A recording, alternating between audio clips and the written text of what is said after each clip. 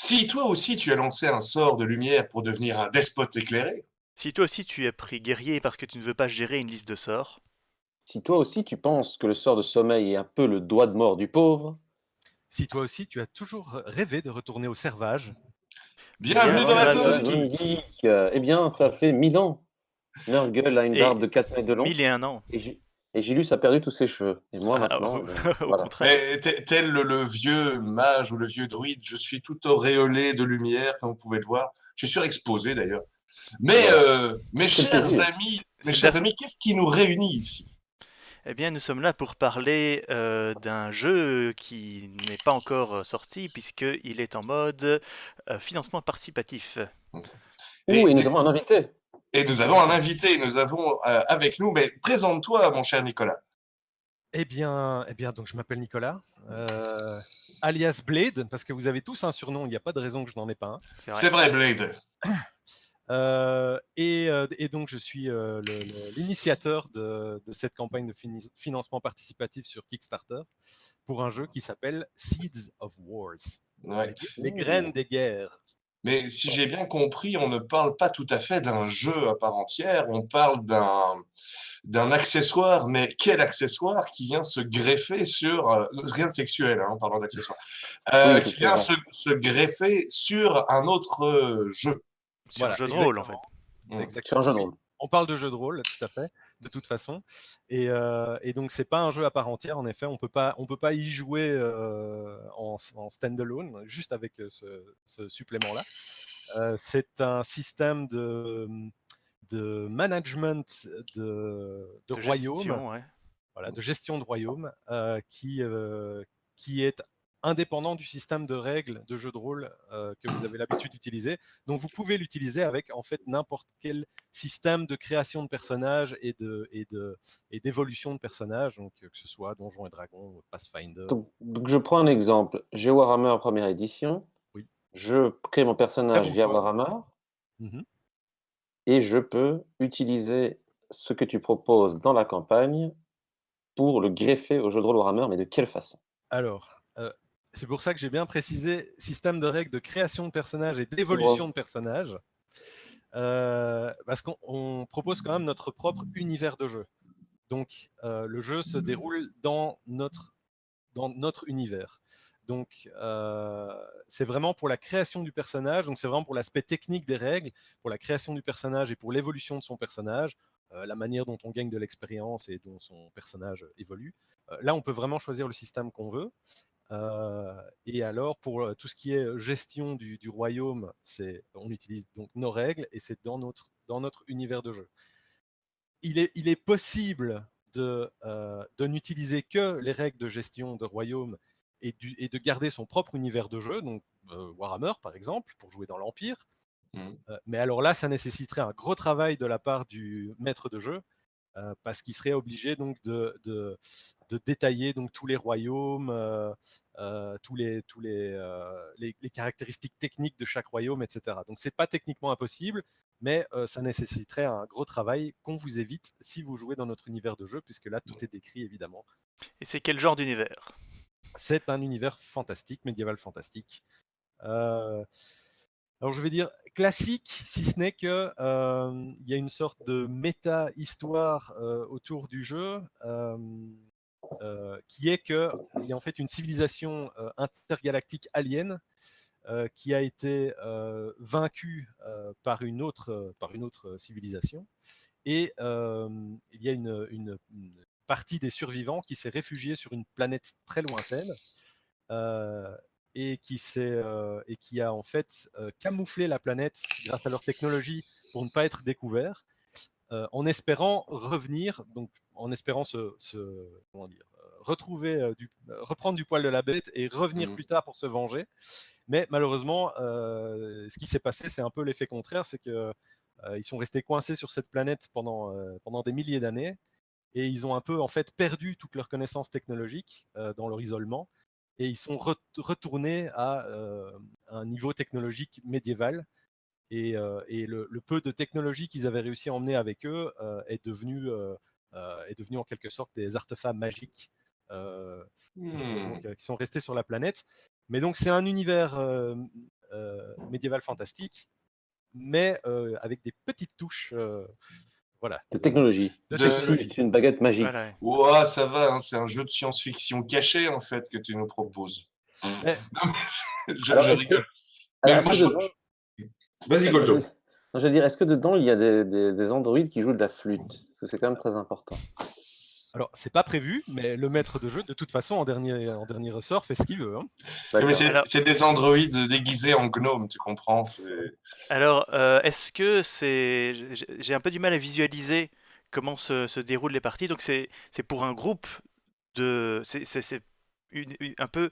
Enfin, j'allais dire c'est une extension, c'est pas vraiment une extension vu que c'est un jeu en soi, mais c'est pour un groupe de joueurs où les personnages se retrouvent, font des aventures normales, et en même temps ils gèrent leur royaume. Alors, c'est avant tout un jeu de gestion. Mhm. Donc, si le but, c'est de principalement partir à l'aventure et faire du dungeon, de l'exploration de donjons, etc., et que juste entre deux scénarios, on veut s'occuper un petit peu de son domaine ou de son royaume, c'est sans doute pas le jeu le plus adapté. Un Pathfinder Kingmaker, par exemple, sans doute alors plus adapté à ce style de jeu. Ici, c'est plutôt le contraire. C'est vraiment pour des joueurs qui ont envie de se concentrer sur la partie gestion de royaume à un niveau plus large, plus macro gestion, on va dire, et de partir à l'aventure de temps en temps pour se dégourdir les jambes, quoi. Mais donc, là, je sens, parce qu'on parle de gestion de royaume avec des joueurs de jeux de rôle, ça sent la guerre, non? Ah, évidemment, la guerre occupe une grande place dans le jeu. Bon, évidemment, ça dépend des joueurs. Si vous avez des joueurs dans votre groupe qui sont de fins diplomates et qui n'aiment pas, voilà, qui sont pacifiques, il y a moyen d'éviter les guerres. Si par contre vous avez des joueurs de type Conan qui préfèrent bourriner le voisin quand il est pas d'accord avec eux. Oui, il va y avoir des grosses bastons. Et là, évidemment, on parle de bastons avec quelques milliers de participants. Alors, Ça, c'est cool. quel genre de choix tu peux faire dans la gestion elle-même? Est-ce qu'il y en a certains qui t'ont marqué ou Alors, auxquels tu penses? donc la contrainte un peu du jeu, c'est que donc on peut jouer avec n'importe quel système de création de personnages, donc a priori n'importe quel type de personnage, mais il y a quand même 5 types de domaines. Je vais expliquer la différence entre les royaumes et les domaines. Il y a 5 types de domaines qu'on peut diriger dans le jeu. Il y a et donc, en fonction de son personnage, il faut idéalement prendre le domaine qui naturellement est le plus lié à son type de personnage. Donc, par exemple, un des domaines qu'on peut diriger, c'est le domaine religieux. Donc, on peut être le dirigeant d'une foi, un peu comme le pape. Donc, le dirigeant d'une religion ou d'une foi qui est assez puissante. Hein, donc, c'est pas une petite secte, on parle vraiment d'une religion. Et donc, dans ce cas, évidemment, si on a un personnage de type prêtre, c'est plus adapté.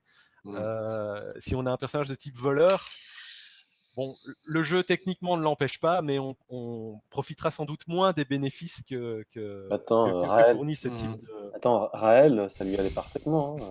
C'est vrai. Mais Raël, c'est un multiclassé prêtre voleur. Exactement. Voilà, c'est vrai. Partouzeur aussi. Ça peut le faire. Ouais. Ron Hubbard. Et donc, alors, si j'ai bien... Enfin, donc, on est là pour faire, comme je dis parfois avec Gilles, c'est une pub d'amour, parce que ton projet, quand même, nous Nous passionne. booste bien. J'allais dire nous fait bander, mais c'est pas très poétiquement correct. Mais on est aussi ici pour annoncer, si je ne me trompe pas, que vous avez décidé de faire une version française de tout ça. L'AVF. L'AVF, à la base, vous comptiez en tout cas commencer avec une version anglaise, et puis ici, l'AVF vient se greffer sur le projet. Exactement. En Donc, cours de Kickstarter. À la base, l'AVF, c'était un palier. Je pense qu'on dit palier en français. C'est un stretch goal. Ouais. Donc, c'était un palier. C'était le troisième palier. Et Et comme on a eu pas mal de... Parce qu'évidemment, j'ai fait la promo du jeu sur des groupes Facebook, des forums, etc., aussi bien anglais que francophones. Et comme on a eu pas mal de retours positifs de la communauté francophone, mais que voilà, il y a des gens qui ne sont pas forcément à l'aise avec la langue de Shakespeare, normal. Du coup, ben, on a décidé de prendre un petit risque et de proposer la version française dès la concrétisation du jeu. Donc, si on atteint l'objectif du Kickstarter qui est quand même de 26 000 euros, et bien dans ce cas, les gens pourront choisir, tous les gens qui ont choisi, donc qui ont pris une contrepartie, pourront choisir s'ils veulent qu'on leur envoie la version française ou la version anglaise. Bah, Je je pense. veux la version Bushman, moi, personnellement. Non, moi je veux Zulu. Non, mais je pense que c'est une très très bonne idée parce que voilà, ici à la Zone Geek, on est quand même bien placé pour savoir que la communauté jeu de rôlistique francophone, on est là pour s'amuser, mais on n'est pas là pour rire. Et donc, bah, tu abordes le sujet du fait que le projet va coûter 26 000 euros. Alors, il y a des gens qui doivent se dire, what, 26 000 euros, mais en fait, il faudrait peut-être que tu parles aussi de l'application, puisque c'est ça qui est aussi au cœur de tout le projet, c'est l'appli. Alors oui, l'appli qui est en stretch goal, c'est un palier, donc Ah, l'appli n'est d'accord. pas comprise dans le budget. En fait, bon, ce qu'il faut savoir, c'est ce qui coûte surtout cher dans un jeu de rôle, c'est l'impression en fait. Mm. Il faut savoir aussi que, mais bon, ça les gens doivent s'en douter, les joueurs de jeux de rôle tiennent beaucoup à leur version papier. Il y a en fait à peu près 75% des joueurs qui préfèrent avoir la version papier plutôt que la version PDF, ou en tout cas d'avoir les deux, parce que parfois ils prennent le PDF s'ils jouent en déplacement, par exemple, ils prennent les PDF, c'est pratique, ça pèse moins lourd, mais ils veulent toujours avoir la version papier chez eux. Voilà. Donc il faut imprimer les livres, et imprimer les livres, ça coûte cher. Donc Ouais, le budget d'impression, c'est à peu près un tiers du budget en fait. ouais. Et le deuxième élément qui peut-être distingue un peu mon projet des autres projets, c'est que souvent, c'est l'auteur lui-même qui lance sa campagne de financement participatif. Et donc, souvent, ce qu'ils font, c'est qu'ils ne comptent pas leur propre travail, ils ne comptent que le travail des autres, comme l'impression, les illustrations, etc. J'ai même vu des Kickstarter où l'auteur du jeu de rôle est lui-même l'illustrateur du jeu de rôle, donc ça réduit évidemment fortement les coûts, et Ouais. ils espèrent se rémunérer s'ils dépassent en fait l'objectif du minimum du Kickstarter. Ici, évidemment, c'est un peu particulier parce que je suis l'initiateur du Kickstarter, mais je ne suis pas ni l'auteur ni l'illustrateur. Et pour la partie applicative que tu as abordée, là, je vais un peu détailler, je ne suis pas le seul développeur. Donc, tous ces gens, évidemment, ne travaillent pas gratuitement. Enfin, évidemment, hein, pas forcément, mais ici, en l'occurrence, ces gens ne travaillent pas gratuitement. Et donc voilà, c'est ça qui fait que voilà, le budget du Kickstarter est plus élevé que la plupart des autres. Pour ce que j'en ai vu, ça a l'air d'être, en tout cas, la qualité est au rendez-vous, quoi. Aussi bien au niveau des illustrations que du matos, tout ça a l'air vraiment, vraiment nickel. Ben, je me suis assuré que je n'engageais pas n'importe qui, et donc j'ai bien cherché les auteurs d'abord. Et c'est en fait en regardant, en analysant la liste des invités de la dernière Gen Con à Indianapolis, que j'ai trouvé en fait l'auteur principal. Il y a plusieurs auteurs. L'auteur principal, Eric Scott Deby, qui a déjà écrit pas mal de romans dans l'univers Forgotten Realms, mais qui a aussi participé au design de plusieurs jeux de rôle. Et donc voilà, lui, je l'ai contacté, il était tout de suite emballé par le projet, et donc c'est lui notre auteur principal. Ce sont tous des auteurs professionnels. Les développeurs, moi-même je suis développeur, et toute l'équipe de développeurs, ce sont en fait mes collègues du boulot. J'ai débauché toute mon équipe du boulot pour ce projet. C'est pratique, hein? Oui, c'est pratique, mais c'est surtout que voilà, comme on a l'habitude de travailler ensemble et que je sais que ce sont de très bons développeurs, ça m'évite de devoir m'inquiéter à ce sujet. Les Bah, illustrateurs, voilà, ça tous des permet déjà professionnels. de dire voilà, que c'est un travail de pro. Tout à fait, oui, oui, oui. D'équipe et de pro. Ouais, c'est clairement pas un... En fait, le seul amateur, je pense qu'on est une quinzaine en tout, le seul amateur, en fait, c'est moi. Mais non. Vu que c'est mon premier Kickstarter. Mais voilà, sauf pour la partie développement. Là, j'ai quand même quelques années d'expérience, comme mes cheveux gris peuvent le montrer. Enfin, le peu de cheveux gris qui me reste. Voilà. Mais sinon, donc oui, l'app, c'est un stretch goal parce que voilà, développer une application, ça coûte cher. Alors ici, en l'occurrence, c'est basé sur une application que j'avais déjà développée il y a quelques années pour un jeu. Est-ce qu'on peut faire de la publicité sur votre chaîne? Enfin, c'est pas vraiment de la publicité. Est-ce qu'on peut citer des noms? Voilà. Oui, Oui. On l'a déjà fait pour Warhammer, donc j'imagine. Alors, Et tout à l'heure, j'ai mangé une tartine au Nutella, par exemple. Oh. eh bien, les fans reconnaîtront certainement ce logo. Ah oui, Birthright. Birthright. Oui. Donc c'est un vieux campaign setting de Donjons et Dragons, de Advanced Donjons et Dragons, donc la 2e édition. Ouais. J'aimais beaucoup. Et qui permettait donc de faire de la gestion de royaume. Et donc pour le petit historique, je fais court. À la base, j'avais développé une application pour Birthright, pour mon maître de jeu, parce que c'est pas évident de gérer justement tous ces royaumes, parce qu'il faut gérer les royaumes des joueurs, mais aussi évidemment tous les royaumes de tous les PNJ.